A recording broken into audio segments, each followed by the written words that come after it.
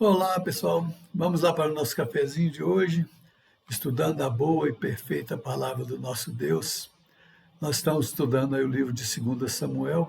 No capítulo 3, nós iniciamos afirmando que a guerra entre a casa de Saul e Davi, ela durou muito tempo.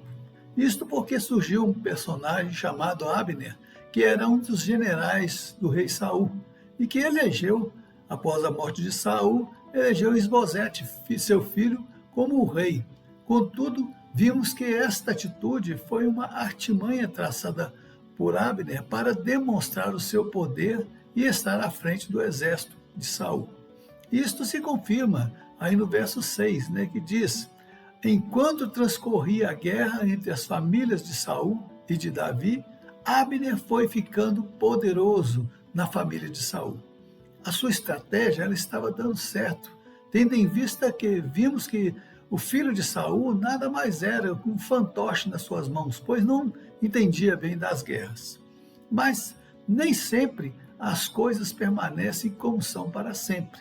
No verso 7, nós vemos Isbosete acusando Abner de ter tido um relacionamento com uma das concubinas de seu pai, uma mulher de nome Rispa. Esta acusação, ela enfureceu Abner, conforme vemos relatado nos versos 8 a 10, que tem afirmado o motivo que estaria entregando o reino nas mãos de Davi. Que Deus me castigue com todo rigor se eu não fizer por Davi o que o Senhor lhe prometeu sob juramento: retirar o reino da família de Saul e estabelecer o trono de Davi sobre Israel e Judá e Dan e Berseba. MacArthur comenta esta passagem aí, na afirmação dele, citando da seguinte forma: ao tomar Rispa, a concubina de Saul, Abner fez uma declaração clara ao povo que assumiria o lugar de Saul como rei sobre Israel. Tomar a concubina do rei era uma declaração de poder e reivindicação legítima do trono. Isbosete reagiu fortemente contra Abner, que se ressentiu da sua reação como com uma indignidade. Assim, compelido pela vingança, ele resolveu transferir todo o peso de sua influência e poder para o lado de Davi. Além de ter afirmado lá que você está me chamando de um cão, viúva de Judá, esse cão aí a gente pode considerar como se ele estava sendo: você está me chamando de traidor, por acaso? O pai dele, o pai de Isbosete já tinha morrido, então pegou a concubina dele lá, mas a intenção dele era realmente ter este poder. Nesta afirmação, podemos ver a ousadia e a certeza da intenção de Abner era de dominar o rei e tomar o reinado de Isbosete. Isbosete não fez nada porque ele tinha medo de Abner. Isso parece até ter a hereditariedade, porque nós lembramos aí de Saul, quando ele foi desafiado lá por Golias, e ele tremeu de medo junto com o seu exército. Mas nos versos seguintes nós vemos que Abner cumpre o que prometeu, procurando a Davi e fazendo uma aliança com ele. E nos versos 20 e 21, nós vemos essa aliança sendo concluída com um banquete oferecido por Davi. Observe a fala de Abner a Davi: eu me levantarei e irei para juntar todo Israel ao rei, meu senhor, para fazer aliança com o rei. O meu senhor reinará sobre tudo o que quiser. Então Davi deixou que Abner partisse e ele se foi em paz.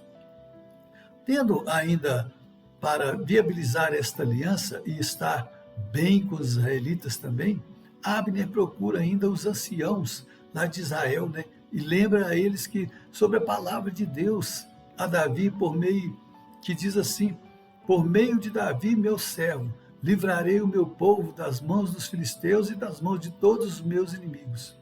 Viram? A promessa está sobre Davi e não sobre a vida de Isbosete. Temos que nos aliar a Davi, fazendo esta articulação política para que seu plano desse certo. Mas algo acontece nesta aliança que eu não posso deixar de mencionar para vocês. Quando Davi ele consente em fazer uma aliança com Abner, ele expõe uma exigência para que isso pudesse acontecer.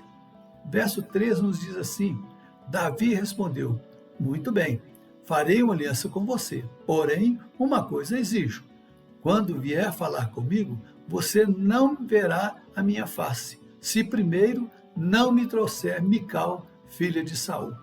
Davi também enviou mensageiros a Isbosete, filho de Saul, dizendo: dê-me de volta a minha mulher Mical, com quem me casei pelo preço de 100 prepúcios de filisteus.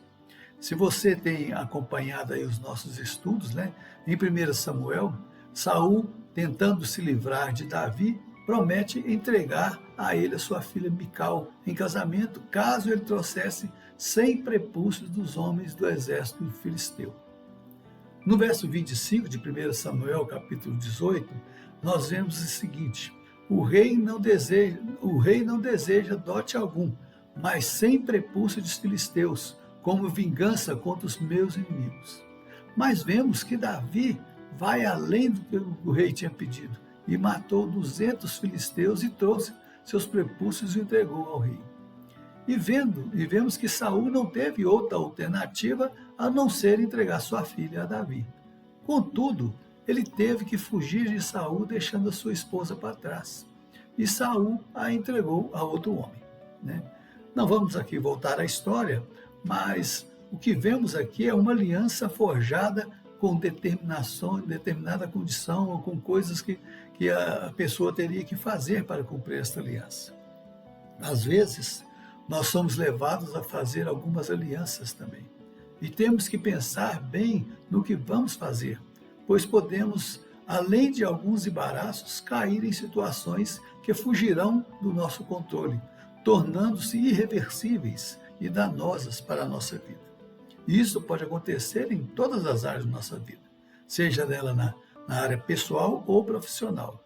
Davi também ainda enviou ali mensageiros a Isbosete dizendo: dê-me de volta a minha mulher, Mical, para poder casar com ela. Dê como pagamento 100 prepúcios de filisteus.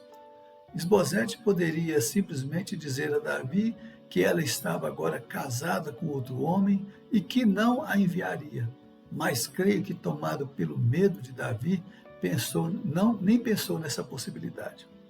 Nos versos 15 e 16, diz assim: então Isbosete mandou tirá-la de seu marido, Paltiel, filho de Laís. Seu marido a acompanhou, caminhando e chorando atrás dela até Baurim. Então Abner disse a ele: agora vai e volte para casa. E ele voltou. Observem bem o que esta aliança trouxe de sofrimento, destruindo uma família. Podemos até entender que, devido àquela conquista anterior de Davi, ele tinha este direito. Mas a pergunta que não podemos deixar de fazer é: tinha necessidade disso? Vimos anteriormente a linhagem de Davi e de suas mulheres, o que comentamos que já estavam em desacordo com a palavra do Senhor. Agora mais esta. Podemos deixar que o orgulho ferido de Davi, naquela época, quando ele teve de deixar Mical e fugir de Saul, o levou a tomar esta decisão, não observando as consequências, mas apenas buscando uma satisfação pessoal. Uma aliança pautada em interesses pessoais, onde cada um pensa em si, ou em acordos escusos, nunca poderá dar certo. Seja ela com desconhecidos, ou amigos, ou até dentro da esfera familiar, sempre terá alguém se sentindo prejudicado. Temos que tomar muito cuidado e sempre que possível devemos buscar orientação no Senhor para tomar as nossas decisões. Que sem a orientação do nosso Deus, certamente nós vamos fazer coisas que podemos arrepender futuramente. Amém? Pense bem nessa lição de hoje, que você possa buscar estar confiando cada vez mais no Senhor e que a graça dele acompanhe você e toda a sua família durante esta semana. Amém? Um abraço a todos vocês. Vamos tomar o nosso cafezinho? Até domingo que vem, se Deus assim nos permitir. Tchau, tchau, pessoal.